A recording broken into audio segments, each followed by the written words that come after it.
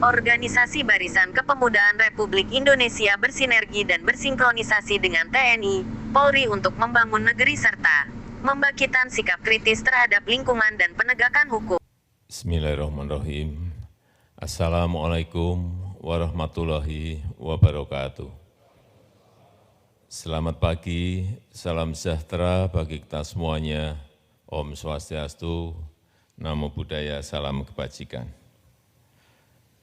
Pertama-tama saya ingin menyampaikan selamat tahun baru 2022. Bapak, Ibu, dan saudara-saudara sekalian yang saya hormati, tahun 2021 merupakan tahun yang kalau kita ingat betul-betul tahun yang sangat sulit, tahun yang tidak mudah, tahun yang tidak gampang. Karena di pertengahan Juli 2021, pada saat kasus harian kita mencapai 56.000, itulah saat yang betul-betul saya ingat kengerian, yang ada adalah kengerian. Karena di lorong-lorong rumah sakit, di halaman rumah sakit semuanya penuh dengan pasien COVID-19. Tetapi alhamdulillah pada hari kemarin 2 Januari 2022 dari 56.000 di pertengahan Juli kemarin berada di angka 174 kasus per hari. Dari 56.000 turun menjadi 174 per hari. Inilah yang harus kita syukuri dan kita jaga agar tidak terjadi kasus seperti tahun 2021 di pertengahan Juli tadi. Kita juga patut bersyukur bahwa negara kita kalau dihitung dari jumlah total populasi berada di angka 1,6%.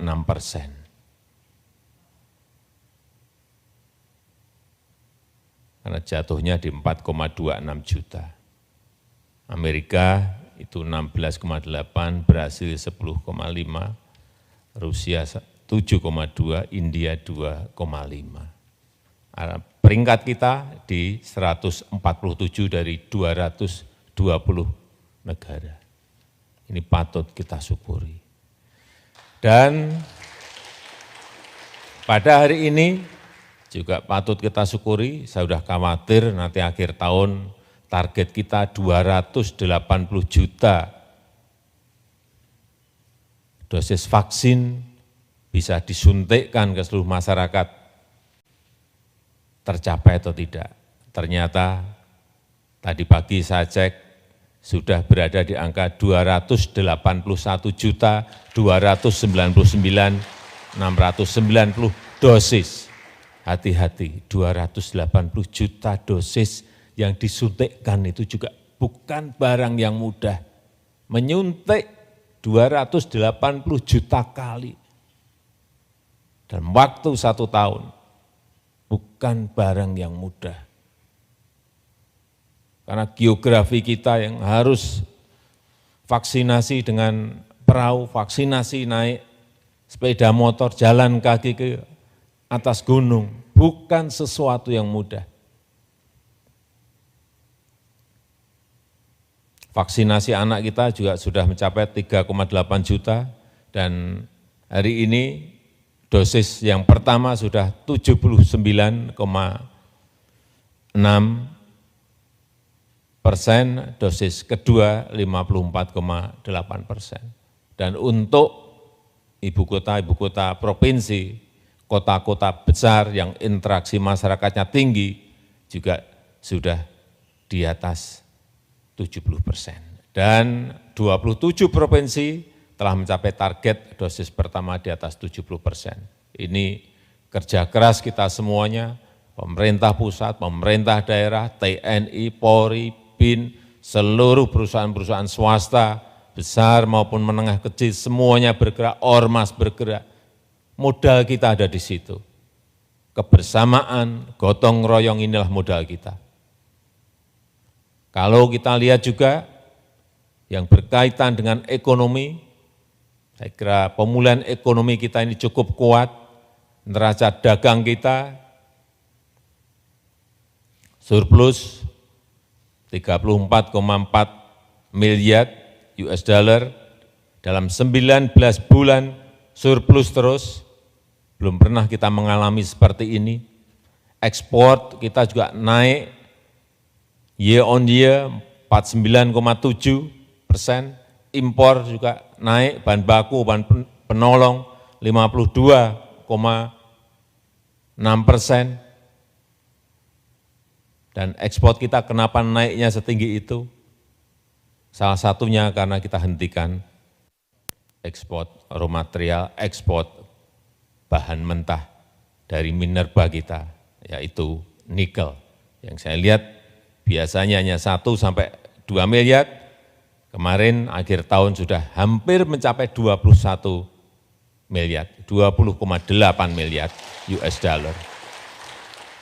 Saya kira keberanian kita men-stop itu hasilnya kelihatan. Oleh sebab itu, kita akan lanjutkan dengan stop bauksit, stop tembaga, stop timah, dan yang lain-lainnya.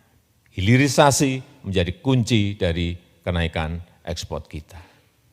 Dan kalau kita lihat ranking competitiveness kita juga naik 3 peringkat. Dalam posisi yang sangat berat seperti 2021, kita bisa naik 3 peringkat ini juga patut kita syukuri. Di bisnis 37 ranking kita, di digital business 53, ini naik 3 peringkat semuanya. Kemudian kalau kita lihat juga indikator konsumsi, indikator produksi juga menguat. Keyakinan konsumen kalau bandingkan dengan Maret yang 113,8, November kemarin sudah 118,5. Kemudian spending index juga sudah naik ke 120,5. Kemudian purchasing manager index manufaktur, PMI kita juga sudah naik, sudah di atas sebelum kita pandemi 51, sekarang sudah masuk ke angka 53,9.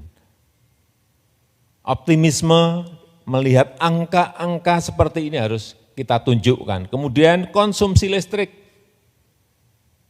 sudah tumbuh juga 14,5 dan 5,7 untuk industri, 14,5 untuk bisnis, 5,7. Angka-angka seperti ini harus kita lihat. Harian saya dapat angka-angka seperti ini.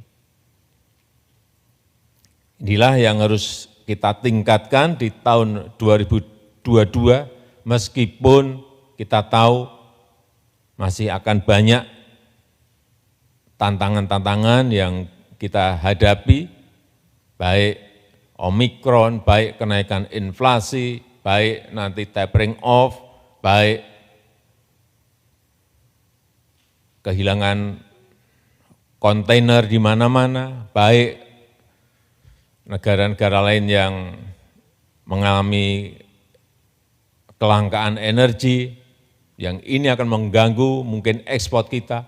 Saya kira tantangan-tantangan itulah yang akan kita hadapi, dan saya meyakini dengan semangat kerja keras kita bersama, tantangan-tantangan itu akan bisa kita lalui dengan baik. Kita juga patut bersyukur, tadi sudah disampaikan oleh Bapak Ketua OJK, bahwa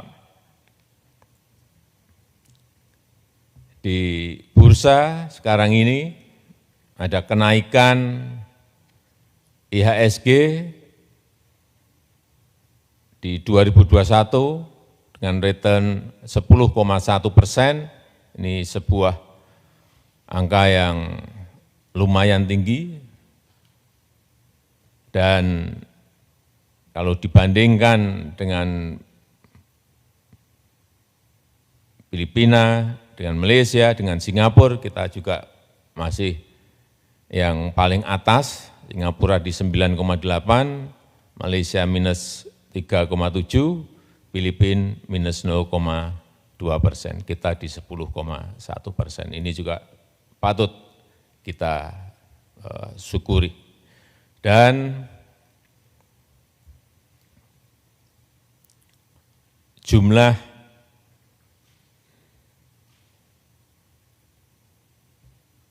orang yang masuk ke bursa, investor pasar modal, ini juga naik sangat tinggi sekali. Di 2017, tadi disampaikan oleh Pak Ketua OJK, 1,1 juta, hari ini mencapai 7,4